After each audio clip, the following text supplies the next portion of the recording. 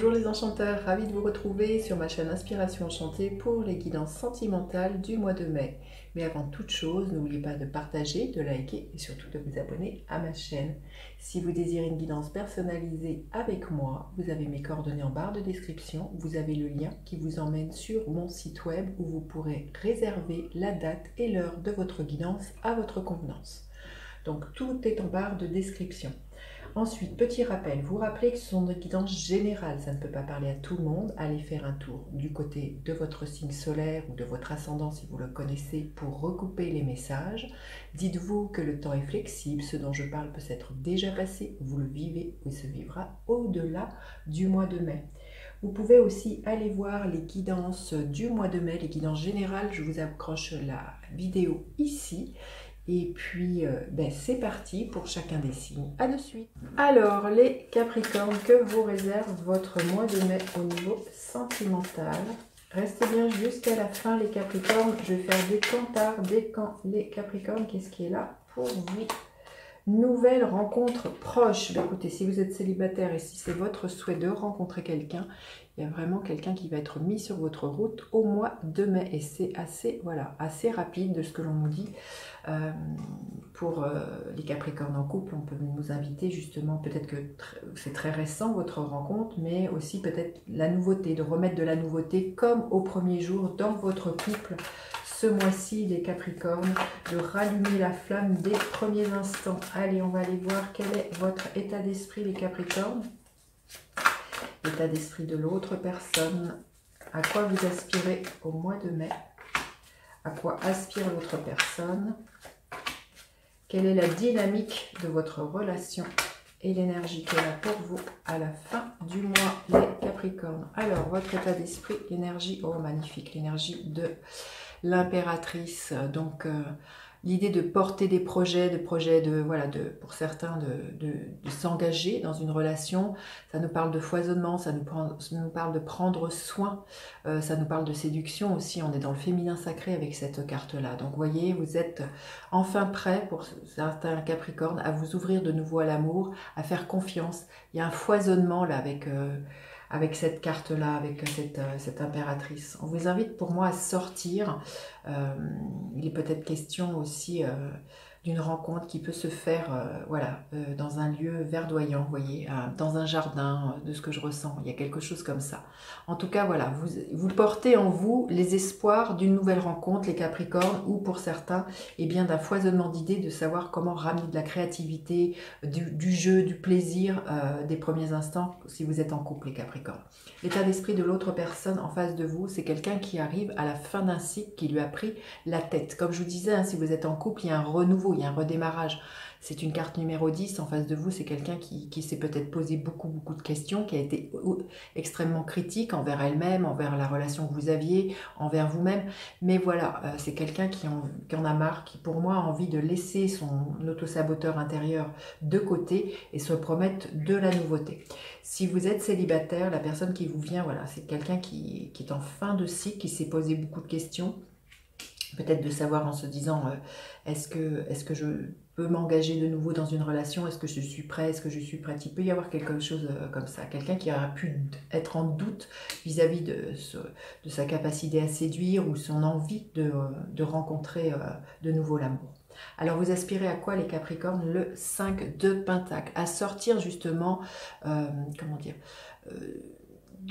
de sortir d'une mésestime de vous, d'un manque de confiance en vous, d'un manque de confiance dans le fait peut-être que vous pourriez séduire quelqu'un qui est un foisonnement, qui vous voyez, de vous sentir, vous voyez la dynamique entre ces deux cartes. Ici, cette femme, elle est démunie, elle se sent pauvre, et ici, le foisonnement, c'est vous sortez de, oui, je sens pour vous d'un manque de confiance en vous, dans vos capacités à séduire, dans les talents que vous pourriez amener dans une relation, de ce que comment vous pourriez nourrir cette relation, hein, là, les Capricornes. C'est assez incroyable. Vous passez du tout à rien, j'ai l'impression. Et vous voyez, il y a vraiment cette femme, c'est comme si elle se rhabillait d'un tas de meilleure valeur envers elle-même. Il y a quelque chose comme ça pour vous les Capricornes et qui permet justement, parce que cette restauration vis-à-vis de l'estime de vous se fait ce mois-ci, et bien que la nouvelle rencontre puisse venir. Il y a vraiment une guérison de ce que je ressens pour vous au niveau de l'amour.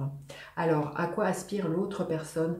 Justement à une profonde transformation. C'est quelqu'un qui est en pleine mutation. C'est quelqu'un, hein, je vous ai dit, hein, c'est une fin de cycle. C'est quelqu'un qui s'est peut-être beaucoup questionné, qui est en pleine métamorphose, qui a eu à faire un deuil. Hein. Pour certains célibataires, la personne qui vous vient, je pense qu'elle vient de passer par une rupture. Elle est en pleine métamorphose.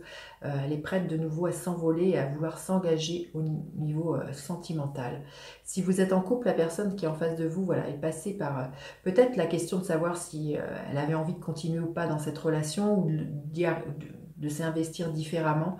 Et avec l'énergie de la mort, on voit qu'il y a une ancienne façon d'être dans la relation que cette personne en face de vous laisse et se proposer une nouvelle façon d'être avec vous dans la relation.